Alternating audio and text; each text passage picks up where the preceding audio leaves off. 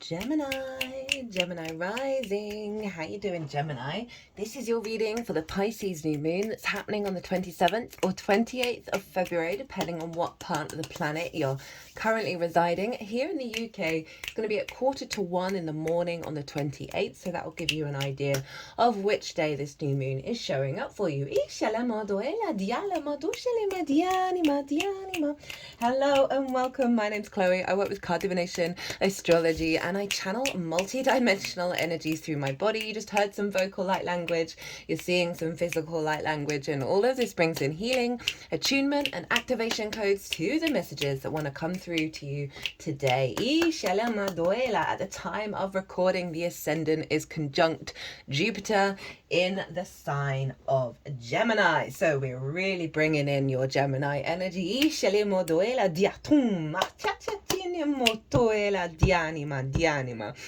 Right, so I read for the rising signs.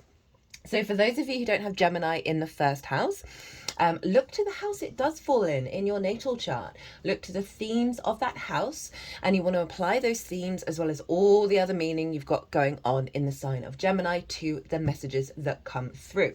It will be as if that Gemini energy, wherever it falls in your natal chart, has now energetically moved to the first house. So when I talk about the astrology for the rising sign, it will always still link in. You've just got to add on your own natal chart meaning on top of it. For example, I've got Gemini in the 11th house, so I'd apply the themes of the 11th, and I've got Chiron and the asteroid Pallas Athena hanging out there, so I'd apply all of that meaning as well to what comes through here. As always, take what resonates and leave what doesn't.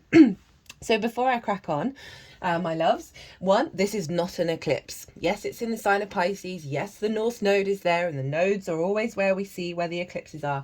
But this moon is at 9 degrees and 40 minutes of Pisces, whereas the North Node is over at 27 degrees of Pisces. So quite far away, which means it's not a literal eclipse, but it is working with that North Node energy. It is like a precursor, an alignment towards the future eclipses here.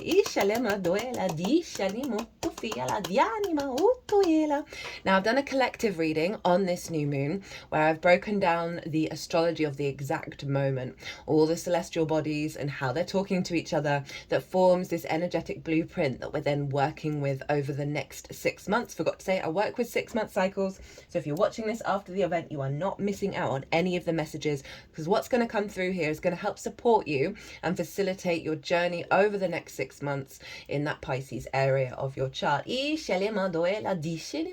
and how it relates to Gemini. So yeah, that collective reading, I went into a lot more detail. There's so much going on in Pisces, right? We've got the Sun Moon, Ceres, who's conjunct the Sun Moon. We've got Saturn, Mercury, North Node, Neptune, all in Pisces. And I pulled cards for all of these things and went into a lot more detail. So if you, as I said, if you want a deeper understanding of what's going to show up here, pause this video, go watch the collective reading, and then come back to this, because that collective reading acts as a baseline to what shows up here. Now, Gemini risings, where is this happening for you? It's happening in your 10th house, right? This is a very powerful house. This is, your life path, career, visibility, reputation, how the big outside world sees you. I like to envisage a tree in the natal chart, and the 10th house is the top of the tree, is the leaves striving to expand towards the sun. And it's linked into the fact that the 10th house is where the sun was at the peak of its arc on the day that you were born. So it's big sun energy. And this is an angular house. Angular houses are 1st, 4th, 7th, and 10th. They are the pivot points of the natal chart. When we got transits here, it's a big deal. So Gemini, I would recommend go watch that collective reading, because this is a very powerful new moon for you.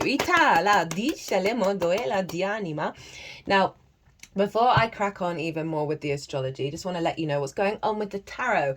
I am using a new deck. This came 2 days ago. It's the John Bauer tarot. It's in the description box. And it's got a lot of very magical, imaginative images on it. And this is the first time I've ever used a non-Rider-Waite-Smith tarot deck for doing the main all 12 signs readings. And I'm really leaning into the imagery of these cards and the what they are, like the suits or the major arcana, I'm tapping into second after that, right? So we're really leaning into this sort of imaginative flow state with that water Piscean energy with this reading. And usually I shuffle for jumpers, but at the moment, I'm trying different forms of divination, different forms of connecting to source, and learning to trust that it can come through in any formation, even if you're not familiar with it. So I'm going to be shuffling this deck while I'm talking about the astrology. There will be jumpers coming out, but that's kind of like the prelude to what's going to come up here. If they really sing at me, I'll mention them, I'll bring them forwards. It gives you a bit of context, more context around what's going to show up here. And then at the end of the astrology, I'm going to finish shuffling this, and I'm going to take the first 5 cards from the top of the deck, and then we're going to go through the tarot. I'm also going to pull some cards from 2 different oracle decks as well at the end of the reading. So let's get into it. Well, firstly, I want to say, regardless of whatever new moon it is, that one of my favorite things to do, one of the things that I think is the most powerful thing you can do around a new moon, is change your bed linen.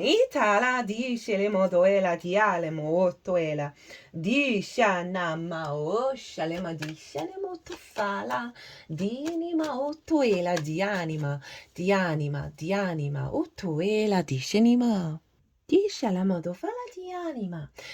change your bed linen on the day of the new moon. Get some fresh new energy while you're sleeping. Now, new moon's great time to set new intentions in the 10th house. So setting an intention around the elevation and the vision and the clarity around the path. Now, career doesn't have to be your life path. It can just facilitate it. This could be activating a higher level of visibility and recognition for the work that you're doing. If you're feeling a little lost, going, hey, what is the path? And then follow your intuition. It will be guiding you. If you want that career change or that promotion, this can be a great new moon to set intentions around that. An intention around being able to be in your flow state, being able to navigate that path without the heaviness, the weight of it all, the burden of responsibility, and find more lightness of being.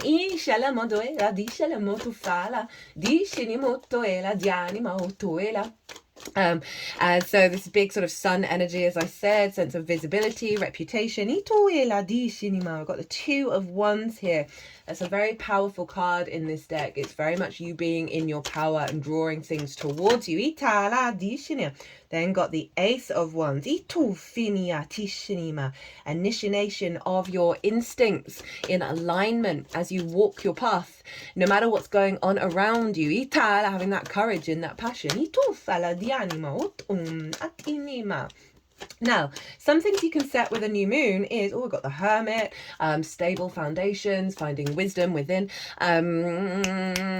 is if there are some difficulties around visibility and reputation, if there's some difficulties around knowing your path, trusting in your intuition, if there's blocks around being able to receive visibility, receive the wisdom of the path, you can set intentions to ask the sun and the moon to, hey, can you highlight these? Can we work through them over the next 6 months? Got the Page of Wands. Right, so there's a reignition of those instincts and how you perceive reality. As I was saying that. Ten of Swords, letting go of the old paradigm and opening up more magic to come in.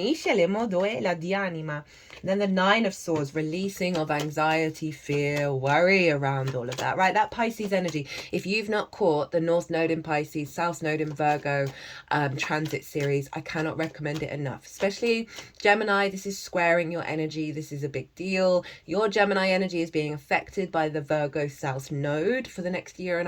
It's not the easiest of transits, but it is profound. And it's got its own playlist, so I would recommend it because it will help you understand the tools of how to work with this North Node in Pisces and let go of the control of Virgo and allow the faith and the trust to come in from source and the miracles, right? Letting go of fear. So big new moon in your 10th house. And it's going to bring some fresh new energy in the way that you perceive and aware and how you're aware of the path of your career. Sometimes you can set the intention of letting go of needing to be recognized, needing to be visible, because so often when we're clawing at it, when we're in conflict with it of like, oh, I don't have that and I want that, that can can put up barriers, whereas if we're just at peace and are able to walk our path, Pisces rules the feet without needing external recognition, then often we dissolve that conflict, and then it often brings it in really loudly. So that's the 10th house. As I said, there's a lot going on up there to talk about in the collective reading. Now, the only other thing I'm going to be talking about is the ruler of Pisces and what's going on with the ruler, because whatever's going on with the ruler always influences the signs that it rules. And Jupiter traditionally rules Pisces, which is what I work with, because that's what I see show up usually in my own practice. And so whatever's going on with Jupiter is influencing this moon and influencing Pisces in general. And it's over in your sign, Gemini. It is this Jupiter's all about bringing things together in order to integrate and amplify and bring greater wisdom, right? The sense of abundance, this expansion, the opportunities and the luck that comes from that higher perspective, comes from that confidence that allows us to open up pathways for more abundance, for more possibilities. So this sort of generosity of spirit, right? Jupiter's a big yes planet, and it's in your first house, your embodiment of self through your actions or your deeds, your body, your character, your sense of self, how other people see you. Got the 10 of Wands. Oh, that feels like letting go of a lot of clutter, right, and being reborn. I'll just show you this card. This is such power. I love this deck so much. It's wild how much I'm resonating with it. I never used to be able to read tarot. I know, and I'd have to need a book, and I'd be so scared of decks that didn't have a book. And it's just through practice of getting a strong foundation and then allowing that intuitive body to come through. And now I'm being drawn to more and more imaginative decks where you're calling on your own intuition rather than being told what to do. Now, Jupiter in the first can often feel like your desire to embody your own self and your own wisdom. Jupiter also brings good publicity, right? So there's got the 8 of Swords. This card has shown up for everybody in the pre-shuffle. This is Jupiter in Gemini, the 8 of Swords, of limiting beliefs, right? So there's a real confidence coming in how you move through the world, in the actions that you take. Got to trust that it's leading you along the path. Because Jupiter is influencing this moon of like the embodiment of self, the wisdom of you and how you walk your path, and not the conditioning, and not whether you're being recognized or not, having the confidence to keep on going. And that's going to bring in more of the creativity, more of the intuition, more of the imagination beyond what you're expected to do. And as I said, it brings good publicity. Knight of Swords, embodiment of your Gemini energy, around how you take action, around who you are, that is going to, over the next 6 months, unfold with a more integrated awareness of visibility and recognition, whether that's internally or receiving it externally. Now, Gemini, you are ruled by Mercury. So Mercury is influencing Jupiter and therefore influencing this moon, and Mercury is up in Pisces. So that 10th house, first house feedback loop, right? They really want you to get, what I can see is doing breath work and meditation around centering your frequency, getting back to your power. I've been called more to do protection work. Which is something I've avoided, even though I've had messages about it for quite some time. And that's because I don't like to reject things. I don't like to be separate from things. I've worked through my own level of abandonment issues of no one left behind, included all the negative thoughts, including all the difficult energies out in the world. Everything is love. That's the truth of it, but we're in a denser frequency. So I would recommend doing some protection energy for just so you can understand the truth of you, right? So often we are influenced by the outside world, collective, social, individual, on very subtle energetic levels, that because of that Jupiterian energy, it's very abundant in its nature. I could see that as being a bit of a beacon, and I don't want to say that to scare anybody, but it's what's coming through of doing not necessarily protection work, but a meditation to connect you to the truth of your own frequency, the truth of your own wisdom, the truth of who you truly are, and then sealing that in, basically, so you can then see how you move through the world beyond the conditioning that then allows you for your embodiment of self to be in alignment with your soul path. So Mercury is the information that we collect, how we perceive reality, how we communicate it. Jupiter is that bigger picture. Two of Wands again has come out, so that's clearly a two theme of you, and that we'll see if it comes out in the main spread. If it doesn't, I'm going to try and remember to get it out of the deck to show you. We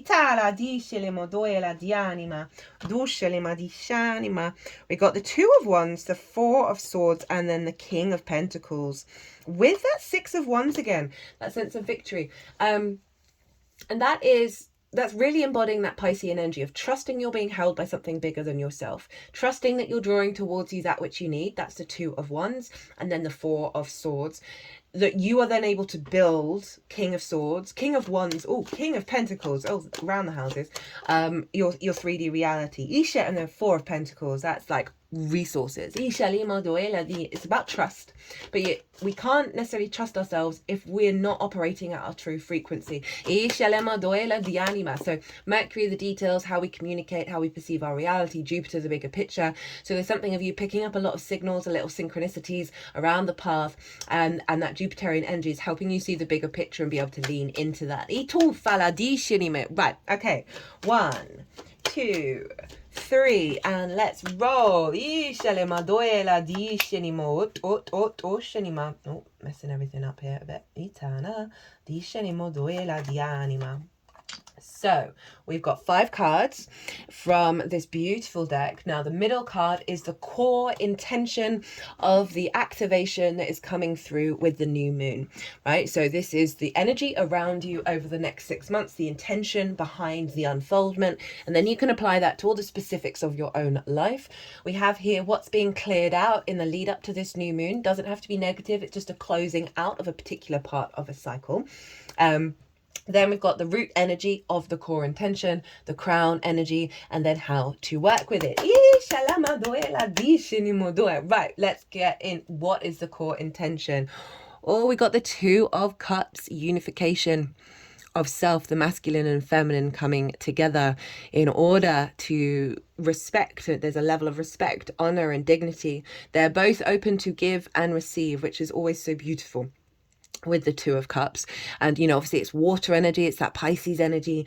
So this is and also if you think about the unification of self with Jupiter in the first, right, that balance of the masculine and feminine within you. It's not sex specific, we have it within all of us. 6 of the signs are yin, 6 of the signs are yang, right? It's unavoidable. It's the polarity, it's the night and the day, right? It is the beautiful entwinement of the void and creation energy. And I'm really being drawn to this tree, this sense of strength, this pillar, the wisdom, the rings of time as it grows, the wisdom that you're bringing into this union of everything that you've learned. And then the little mushrooms, right? They are our alien overlords, by the way. Without mushrooms, we would not exist.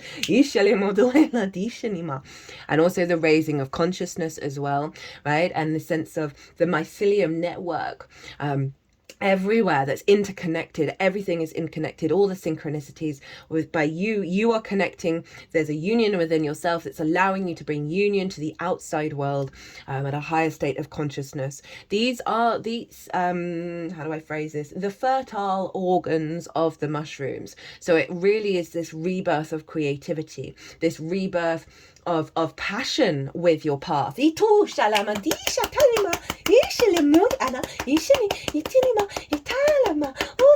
really like that one.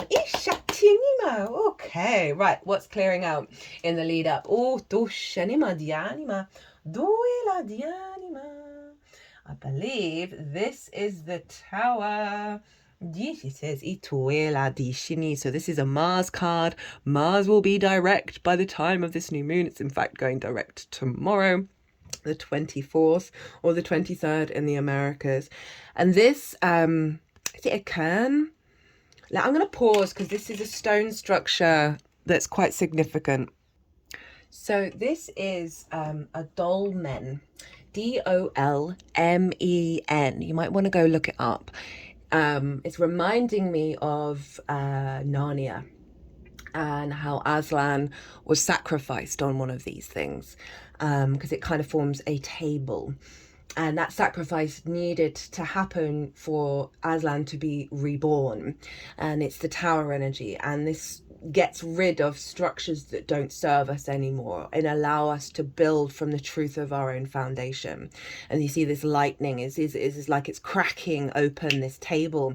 And it feels like it's an old restriction, an old past life restriction.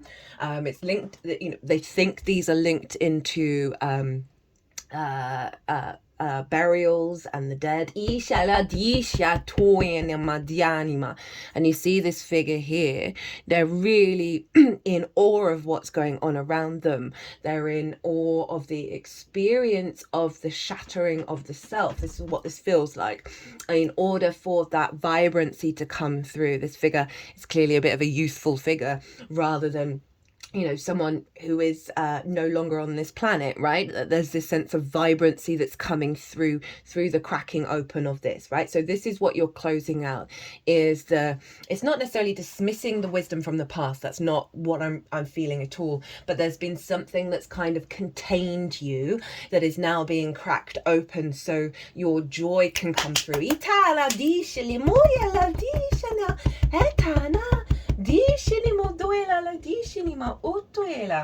So this is what one of them looks like. You might want to, as I say, do your own research on that one. That feels really powerful. Dolmen.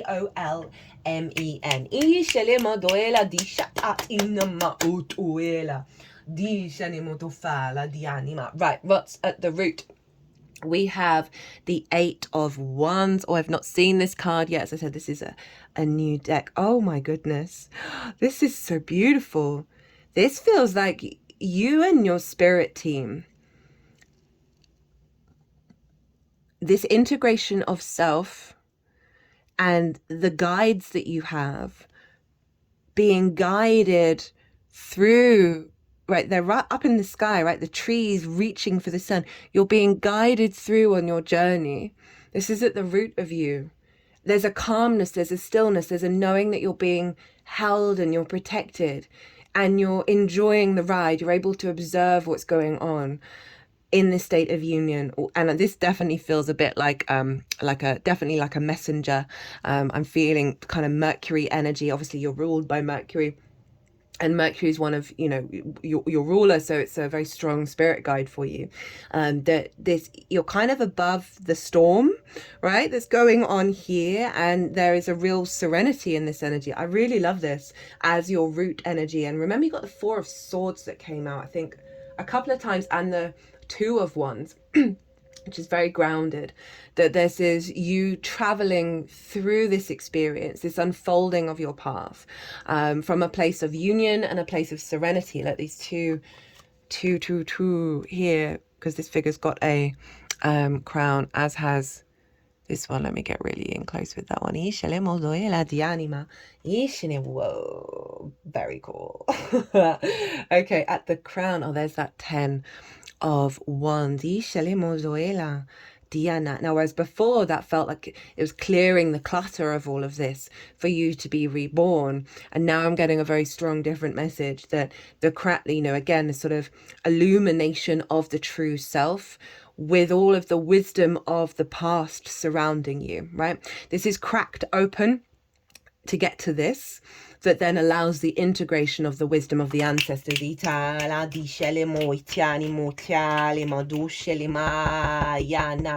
And I love that there's a parallel here of both of these figures facing down. So I feel like that's the connection to source that you're embodying. There's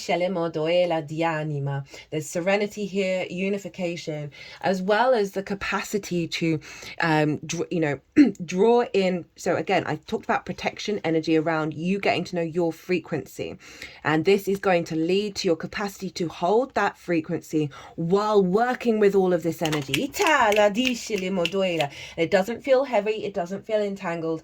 It feels like there's a clarity that's going to come through and unfold around your sense of self that allows you to work with the multidimensional sphere, that allows you to work with lots of different things going on in your life.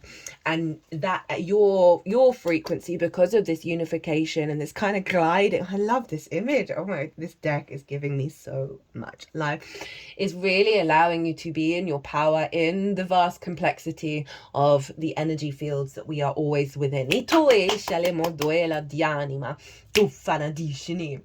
How to work with this energy.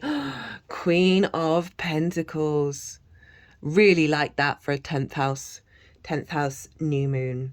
Again, she's sitting there very serenely, right? This sense of the capacity to radiate abundance and materialization in that state of yin. And again, very similar to the sort of clarity of the energy of this figure here, right? Of being in your serene energy, in your true energy. And, you know, again, that protection from the outside world that's allowing you to really connect to these guides, these very powerful big earth energies that are going to help you create in the 3D. I feel there's a lot of nurturing, very maternal energy around you with this card of you. It's really highlighting, get right with your own energy, get into your state of serenity. Can we get this? Oh, how come these aren't? Sorry, I thought I'd zoomed in enough. Right, let's bring all these cards back up again.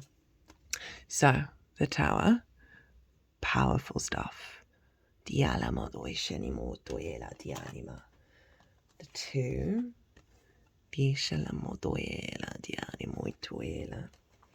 the 8, you can see those a lot better now.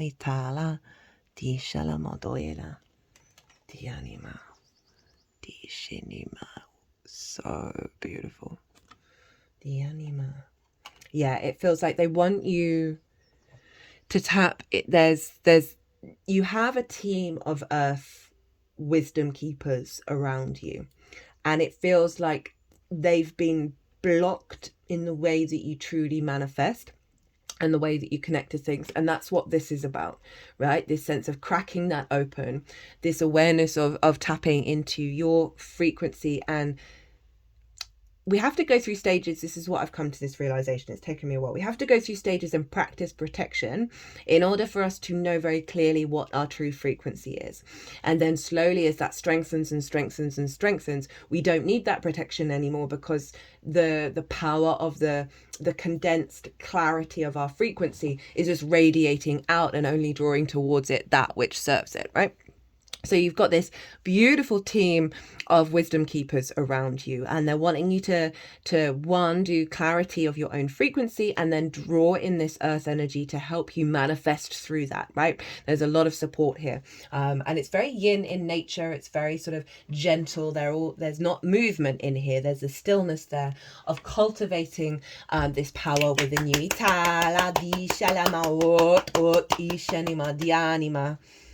Oh, I might have to get this deck again just so I can have these cards littered around the house, because they're really reminding me of one, the labyrinth, and two, what's it called, the dark crystal. And I should imagine, I wonder if they probably, because that really looks like the dark crystal energy, if this John Bauer was an artist for that. Probably. I mean, I'll check that out. I should have checked that out beforehand. Right, so we've got one of the oracle cards. If you know, put a link, not a link, words, put a comment in the description box.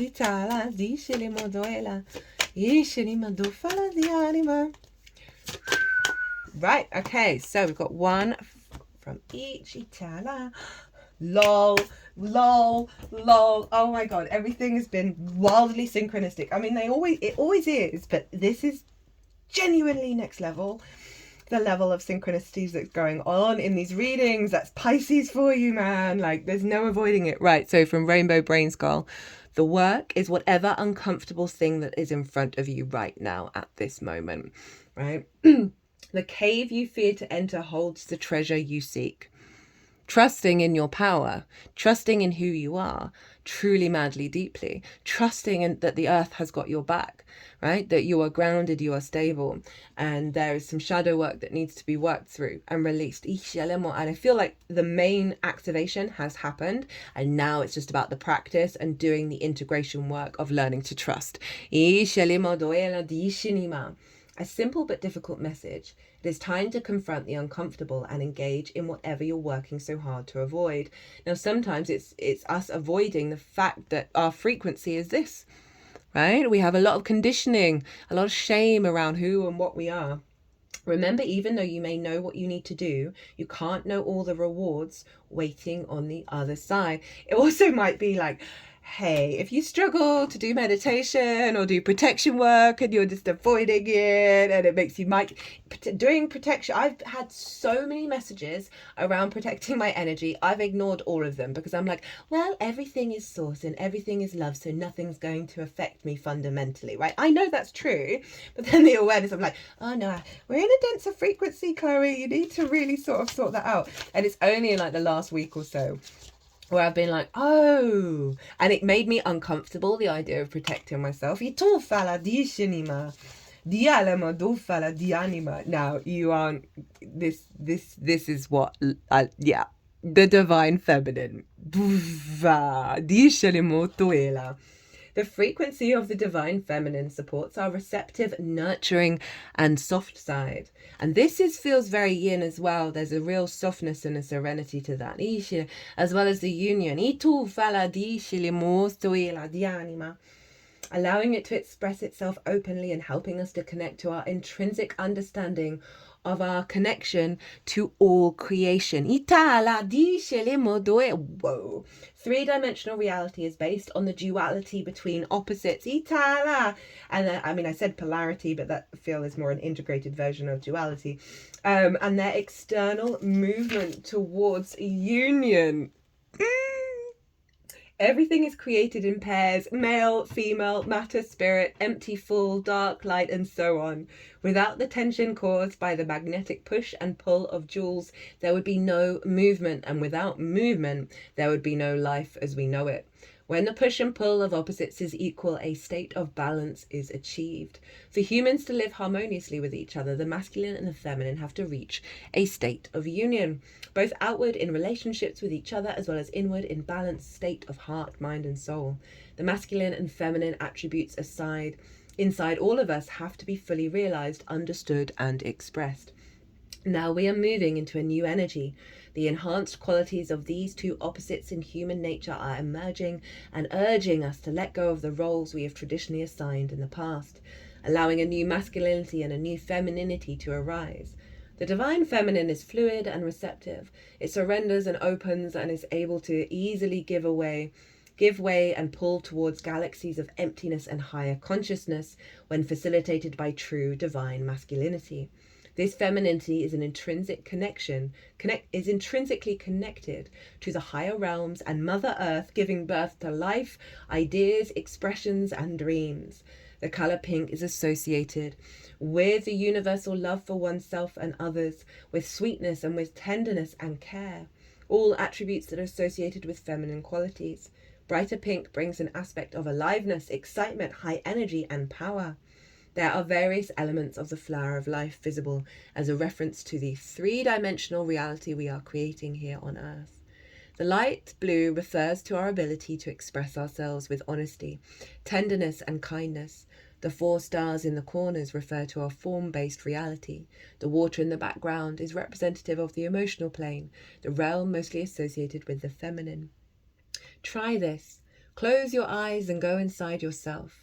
The feminine nature is to love, nurture, and guide through intuition. Are you allowing this? Are you loving towards others? How about towards yourself? Do you express your femininity without holding back? Take some time tonight to do something loving and special for yourself to spark your femininity. Gemini. That was wild. That was objectively wild. I hope you enjoyed this reading as much as I did. I hope it resonated. If it did, hit that like button, leave me a comment. It brings me so much joy to hear that, to hear from you. Gemini. Be good to yourselves. Be good to those around you. Safe travels and be well until we meet again.